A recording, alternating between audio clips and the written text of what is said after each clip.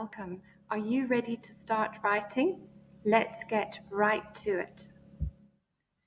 Writing and conversation go hand in hand. In this video, we will look at using dialogues and conversation to add to our writing and to improve our creative skills. Conversations are not perfect.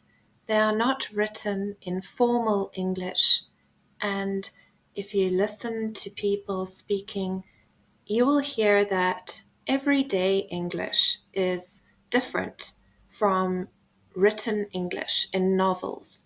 So think about how people talk to each other at work or in normal circumstances, perhaps at the store or waiting for a bus or in a coffee shop.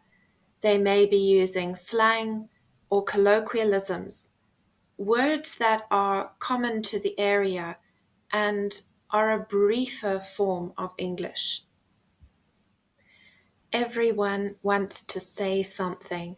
Everyone would like to be heard. But sometimes we have to listen. What are people saying? And is it boring or interesting to you? Is it understandable? You can always ask questions. But when it comes to writing about your own conversations or even engaging others in small talk, how do you do it? How can you be interesting and how can you have others listen to you? An important factor is to identify your goals. What do you want to achieve with what you say? Do you want to persuade someone to do something? Do you want to convince them that you are right? Do you want to explain how something works?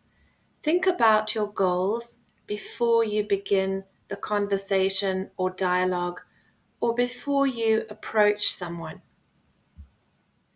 Some people find it a little bit tricky to engage in chit-chat or small talk. They find it hard to come up with topics. It could be very basic, like, how is your day going? What's the weather like? What did you do on the weekend? Think about things that you could talk to a friend about, or even a stranger that you've just met. What would be an ideal way to begin a conversation? If you are shy or if you struggle with small talk, you can even prepare questions and think of ideas that you can discuss. So when it comes to topics, what can we actually talk about? We have to think about something that would interest an individual or a group. What would be interesting to the widest number of people possible? And what would be relevant to the person that we are talking to or someone that we are writing to? How can we be inoffensive, even if we want to express feelings? And if someone has said something to us, how can we build on what they have said? How can we add to that topic? If in doubt, you could look up a variety of appropriate topics for conversation and dialogues. Most people enjoy a little humor, something that is perhaps more light-hearted or fun to begin a presentation, speech, or conversation. It makes us feel more relaxed. It makes us feel welcome. So humor is always a good start if it is done with good taste. A good way to build confidence in speaking, conversations, dialogues is to practice by joining a local theatre or dramatic group or finding a drama teacher who will help you to practice using plays, dialogues or screenplays. You begin by reading the words, and then you build your own confidence to improvise and come up with your own conversation. So, practicing in a theatre environment is always helpful.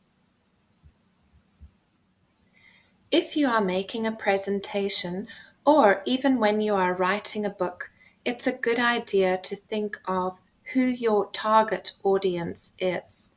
Who are you talking to? Who is reading the book? It will be quite different if it is for children, students, or adults. They will have different needs. You could use different vocabulary, and they will have a different time length of concentration. So bear this in mind. And if you are presenting something to a mixed group, like a family, then you would have to have a little bit of everything in your presentation or in your book. Something that is fun, interesting, but also stimulating for older readers or an older audience. There are some common words and phrases that people use too often and become a little bit worn out in conversation when we say like, of course, you know, or literally.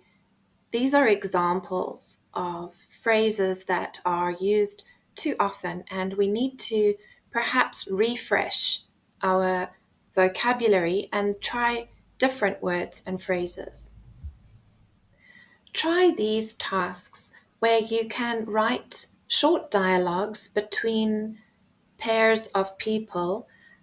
Try to have each person speak at least twice. So the first example is two strangers on a bus meet for the first time. A mother argues with her teenage son. A couple is on a first date. A salesman persuades a buyer to try a product, and a customer makes a complaint to a manager. So these are common situations in life, and we can try to imagine how the people would put their point of view across, how they would communicate. It would depend on the ages of the people, if they are children or adults. It depends on what environment they are in, and it depends on their feelings. Are they angry, happy, excited, etc.? So think about these things when you plan your dialogues. You can find me on Substack, Patreon, Facebook, and Instagram. Enjoy your writing. And check out my books on Amazon. Constructive comments, feedback, and questions are always appreciated. Thank you.